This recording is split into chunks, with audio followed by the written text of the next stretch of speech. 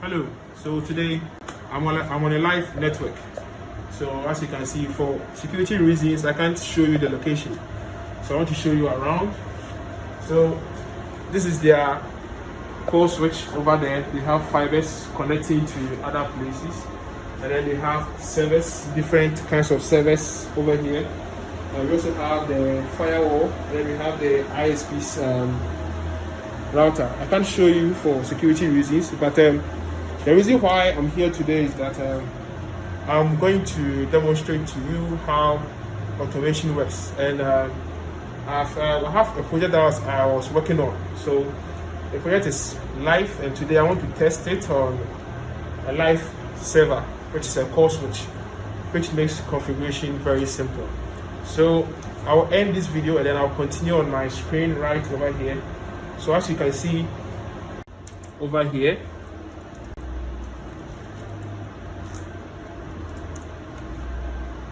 so currently I'm viewing the configuration.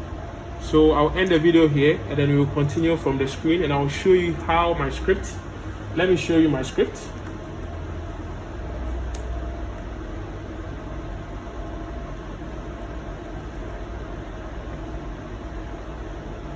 Okay, so this is my script, Jarvis. I did it last year.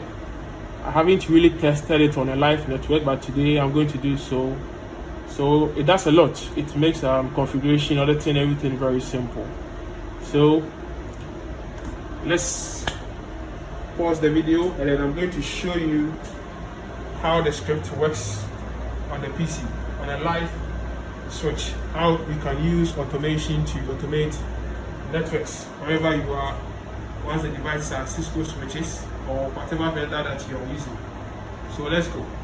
Live on my terminal, I'm going to run my script, but before that I'm going to navigate to the directory.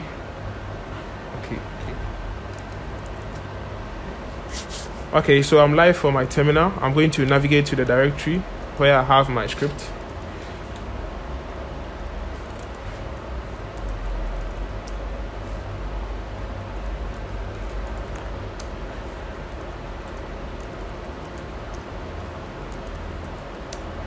Okay, so as you can see, I have different versions of my project, and as you can see, I have some of the output of the configurations on the core switch. Okay, so I'm going to run the script.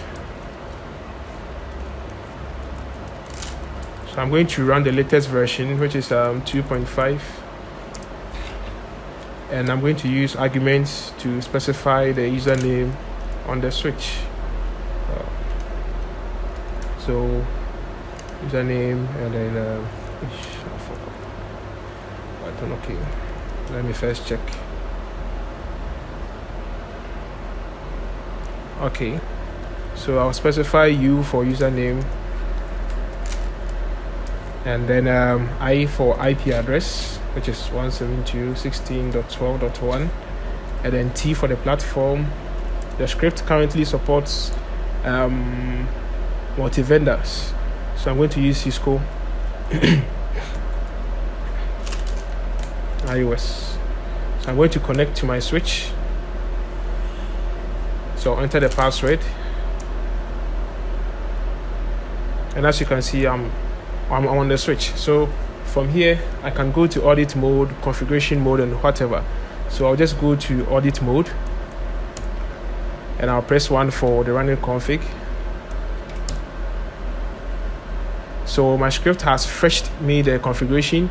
I have the option to save it to a file or print it to the console. So I'll save it to a file. So I have the option to also progress to the next phase, or 2 to skip. So I'll press 1 to go to the next phase.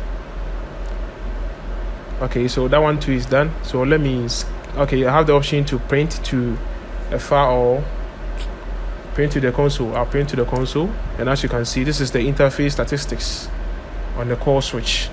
So I'll skip this one too, and then the script is asking me if I want to run the configuration again. So ordinarily I was supposed to be logged out of the switch, but my script is currently in a loop, so I'm still on the switch. So I'll say yes, and I'll go to user mode, and from here I can type my own commands, something like show interface trunk, and as you can see, I have the option to save once again. So I'll save it to an output or print it to the console. And as you can see, that's what we have here.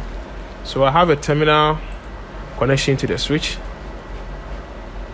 over here. So just to be sure of what I'm doing, I'll run the same command over here, show interface trunk, and as you can see, we have the same thing over here. So this is how automation works in real life. Thanks for watching this video.